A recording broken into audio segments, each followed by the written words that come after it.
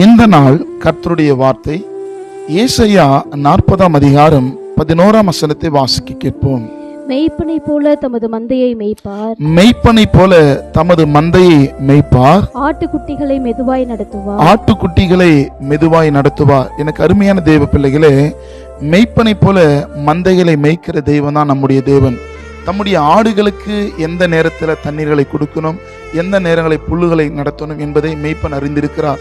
நீங்கள் அவர் நடத்துகிற ஆடுகளாய் இருப்பீர்கள் என்று சொன்னால் ஏற்ற இடங்களில் ஏற்ற ஆசீர்வாதத்தின் பாதையில் அவர் மெதுவாய் அழகாய் கர்த்தர் நடத்துவார் என்று சொன்னால் தம்முடைய கரம் பராக்கிரம செய்யும், தம்முடைய கரம் அற்புதங்களை செய்யும். அவருக்குள் இருக்கிற ஆடுகள் மேன்மையுள்ள ஆடுகளாய், அவருக்குள் இருக்கிற ஆடுகள் ஆசீர்வாதத்தின் ஆடுகளாய் இருக்க முடியும். இந்த வார்த்தை கேட்கிற நீங்கள் அவர் மந்தையில் இருப்பீர்கள் என்று சொன்னால் நிச்சயம் கர்த்தர் உங்களை ஆசீர்வதிப்பார். ஆமென்.